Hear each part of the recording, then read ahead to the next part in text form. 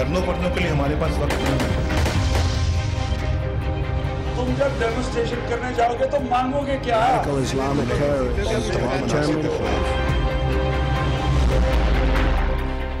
बेनजीर भुट्टो कत्ल केस का फैसला आ गया। जेल में कैद 5 मुल्जिमान बरी, जमानत पर रिहा 2 पुलिस अफसरान को कैद हो गई।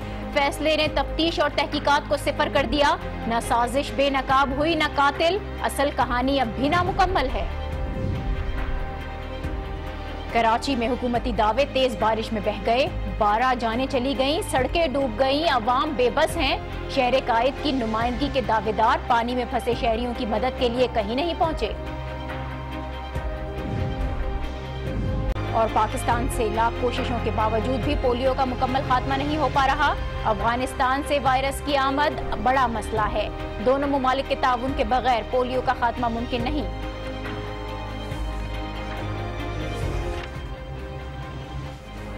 अस्सलाम वालेकुम, आप देख रहे हैं न्यूज आवर विद नाजिया और मैं हूं नाजिया अशरफ। साबिक वजीर आजम बेनजीर भुट्टो कत्ल के तवील तरीन केस का फैसला बिलाखिर आज सुना दिया गया, लेकिन अफसोस कि ना साजिश बेनकाब हुई है और ना ही कातिलों का कुछ पता चला। हुकूमतें बदली, अदालतें बदली और तारीख पर तारीख दी गई और आज साबिक CPO सऊद अजीज और SP खुर्रम शहजाद को 17-17 साल कैद और 5-5 लाख जुर्माने की सजा सुनाई गई।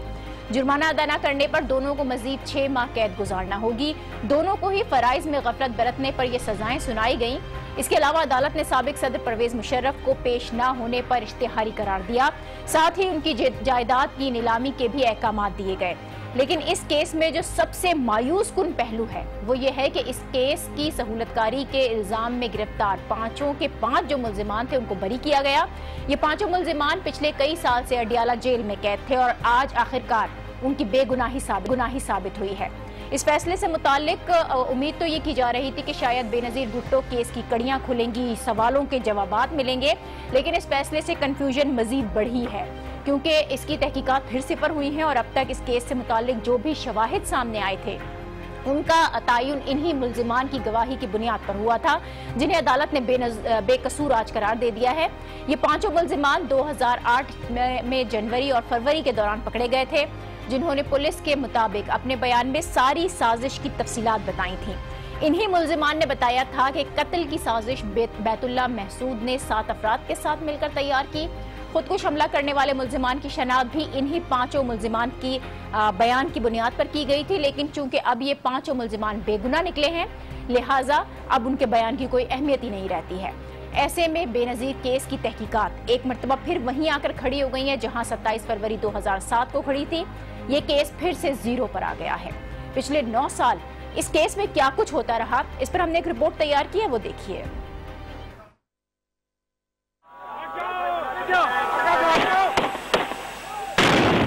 बेनजीर भुट्टो कत्ल केस 9 साल बाद आखिरकार फैसला आ गया, लेकिन हकीकत सामने ना आ सकी। I could be attacked by from the Afghan warlord Baitullah Masood or by Hamza bin Laden, the son of Osama bin Laden, or by the Pakistani Taliban in Islamabad, or by a group in Karachi. Benazir Bhutto के पुरस्कार कत्ल के मुकदमे की समाअत 9 साल 8 माह और 3 रोज जारी रही। इस मुकदमे के 7 चालान पेश हुए, 8 जज और 3 अदालतें तब्दील हुई, जबकि 4 इंक्वायरियां कराई गईं। पहली इंक्वायरी पुलिस की ज्वाइंट इन्वेस्टिगेशन टीम ने की। 2008 में स्कॉटलैंड यार्ड की टीम को करोड़ों खर्च करके बुलवाया गया। फिर जुलाई 2009 में अक़वाम मुत्तहिदा की टीम ने कई माह इंक्वायरी की और अगस्त में ये इंक्वायरी FIA को सौंप दी गई, जिन्होंने 2010 से 2012 के दौरान 6 चालान अदालत में पेश किए जो नामुकम्मल थे।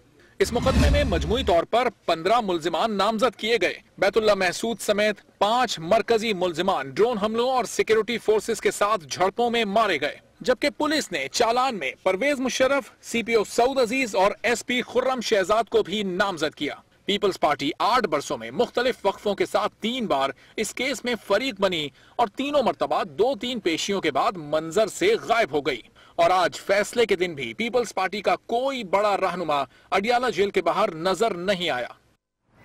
तो बेनजीर भुट्टो केस 9 साल के बाद भी एक पहेली बना हुआ है, लेकिन इससे बड़ा सवाल यह है कि पीपल्स पार्टी क्यों इस केस को परसू नहीं कर रही थी और आज भी फैसले के वक्त पीपल्स पार्टी का कोई रहनुमा अदालत में मौजूद नहीं था। अलबत्ता फैसला सामने आने के बाद बिलावल भुट्टो जरदारी का ट्वीट सामने आया। उन्होंने इस फैसले को अफसोसनाक करार दिया है, नाकाबिल कबूल करार दिया गया है इस फैसले को।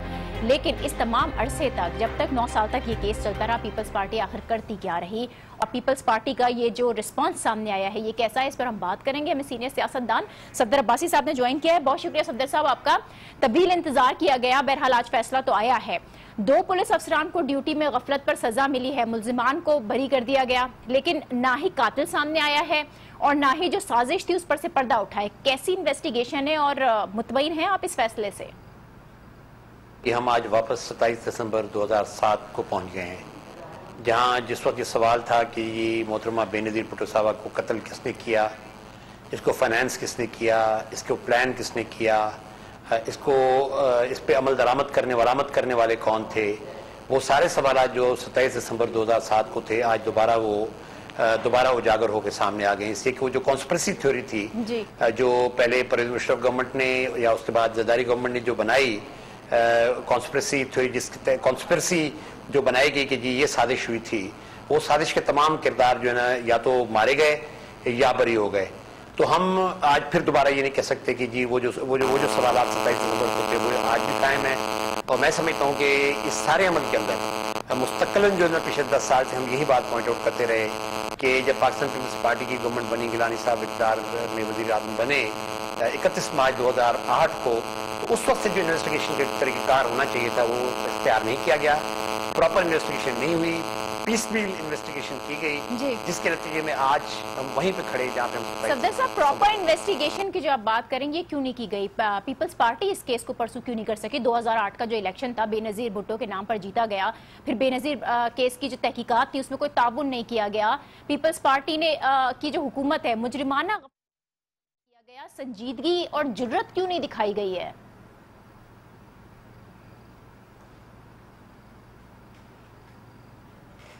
इसी को गैर संजीदा अमल था सारा का सारा जी। वो पूरे 5 साल जो थे जी, वो उसके अंदर कभी भी इस केस को इम्पोर्टेंस नहीं दी गई।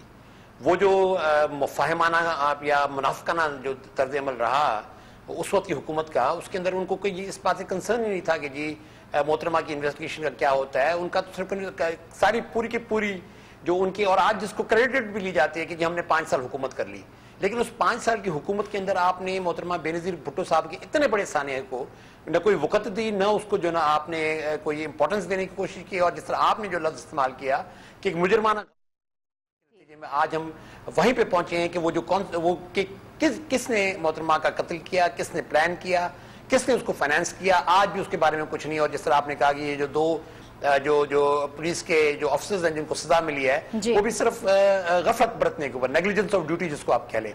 लेकिन वो जो बुनियादी सवाल था वो यहाँ पे ये इसका सवाल का जवाब मैं समझता हूँ कि आप तो इसको पाकिस्तान पीपल्स पार्टी, मैं तो उसको मानता भी नहीं हूँ पाकिस्तान पीपल्स पार्टी, इन्होंने 10 साल के अंदर पाकिस्तान पीपल्स पार्टी का होलिया बिगाड़ के रख दिया है। और ये जो जरदारी पार्टी आपको सामने नजर आ रही है, अगर आज ये कहते हैं कि ये डिससेटिस्फाइड है, तो जनाब ये सेटिस्फेक्शन तो आपने देनी थी इस मुल्क के अवाम को। आपने जो ये चीज बयानिया रखने आता है इस मुल्क के अवाम के अंदर कि हम सीरियस हैं इस सारे कत्ल की इन्वेस्टिगेशन पे। आज जो लेकिन सफदर साहब, पीपल्स पार्टी तो अभी मुतमईन नहीं है आज के फैसले से, मायूस कुन इसको करार दे रही है, मुस्तरद कर रही है। आज अहम फैसला जब सुनाया जा रहा था तो पीपल्स पार्टी को कोई अदालत में नहीं पहुंचा था, अदालत पर एतमाद नहीं है, खुद संजीदा नहीं है। वो पार्टियां इस केस में, उन्होंने पहले दिन से एक एप्लीकेशन दी कि जी हम पार्टी हैं केस में। मैं तो इनसे ये पूछता हूं कि आपके कितने वकील वहां गए पूरी हियरिंग के दौरान? बिल्कुल यही सवाल कितने लोग जो ना जाके उस सारी हियरिंग के अंदर जो ना आप जब पार्टी बने हुए तो आपने जाके पसू किया और आपने इसको एक उस तरफ लेके गए जहां पे हकीकतन मोहतरमा के कातिल पकड़े जाते।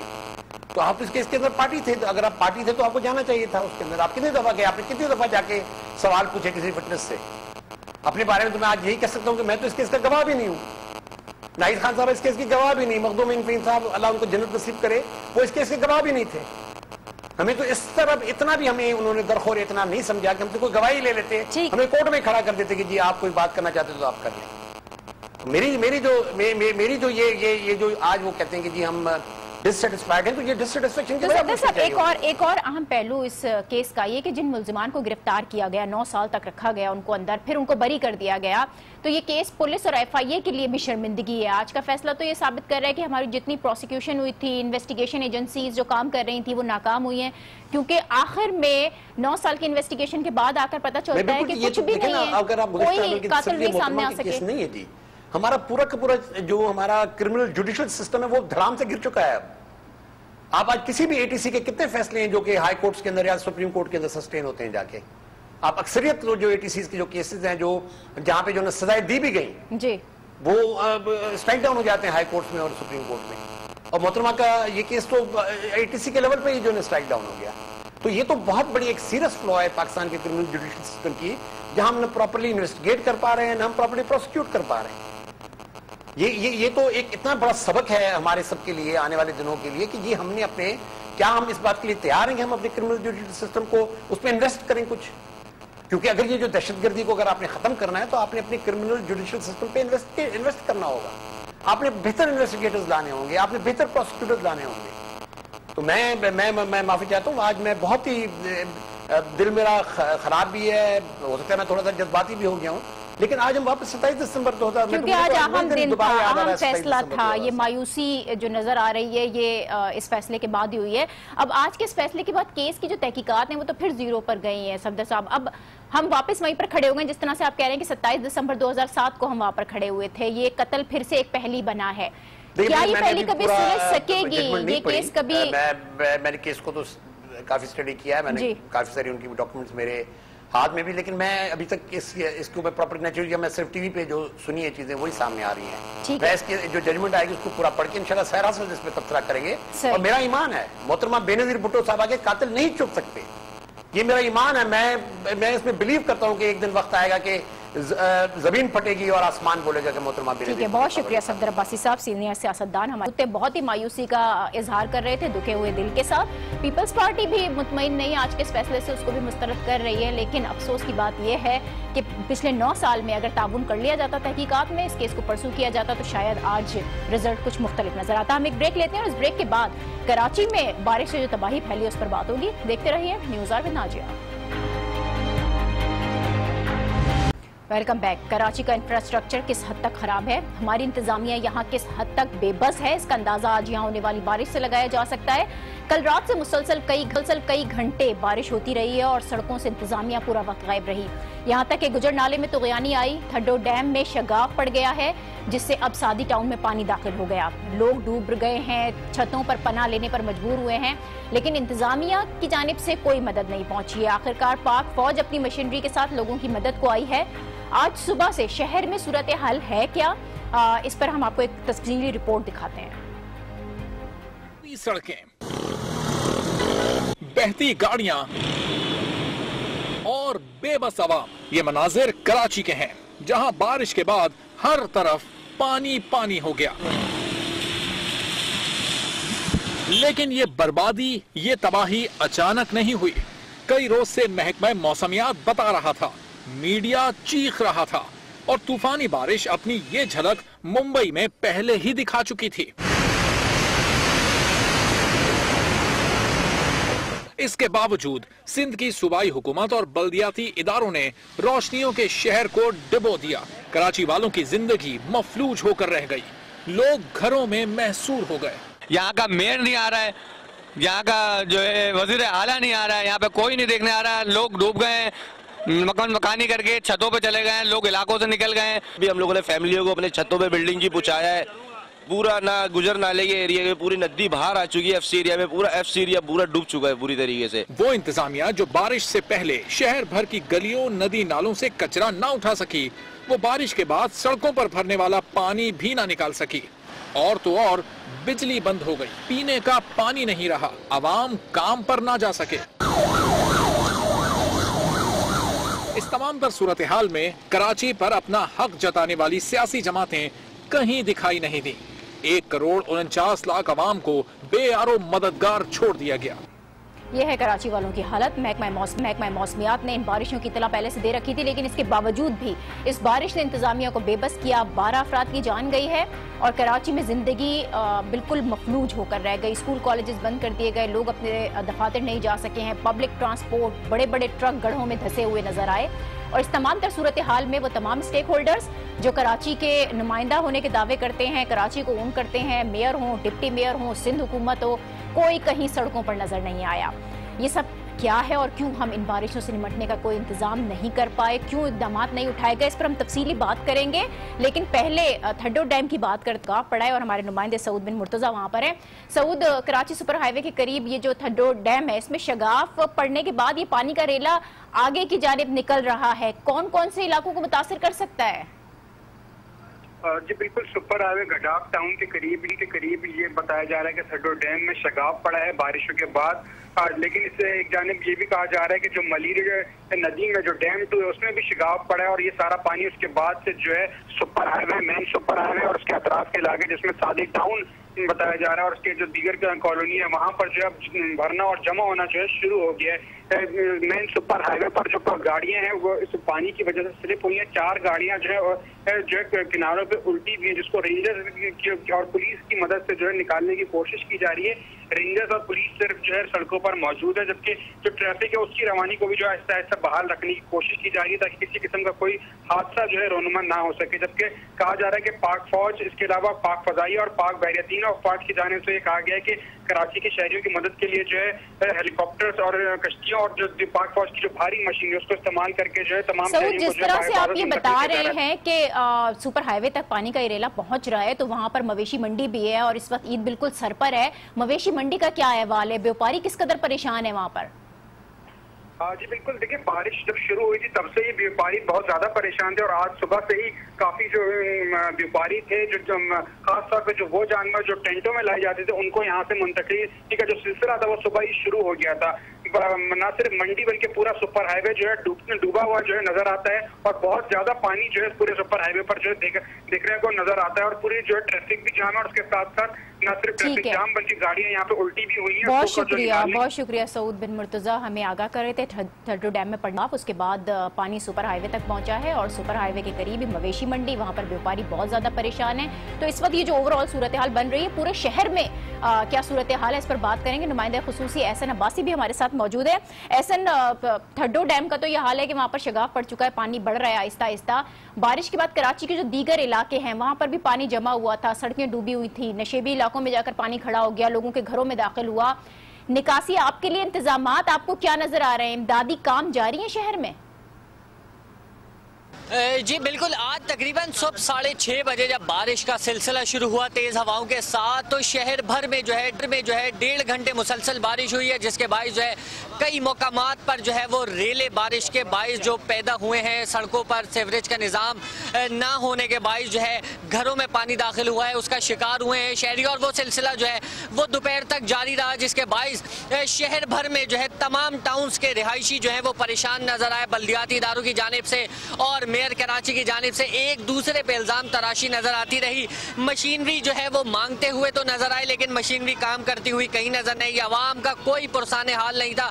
घरों में जो है लाखों का सामान जो है वो पानी की नजर हो गया, कोई सेवरेज का निजाम नहीं। इत्तेफाकन जब बारिश हुई तो उस वक्त जो है वो समुंदर भी हाई टाइड पे था, जो सैलाबी रेले के बाइस जो है वो पानी की नकासियाबी का अमल जो है वो फ्लो के साथ नहीं हो सका, जिसके बाइस जो है वो पानी नहीं निकल सकता। गली और बड़ी मुश्किल सूरत हाल है। सर हमारे साथ ही आप रहिए, वजीर बल्दियात सिंध जाम शोरो साहब ने भी हमें, बहुत शुक्रिया जाम शोरो साहब आपका। सूरत हाल आपके सामने ही है, बारिश की इत्तला पहले से मौजूद थी, कोई अचानक ये सब कुछ हुआ नहीं, लेकिन उसके बावजूद इंतजाम क्यों नहीं किए गए?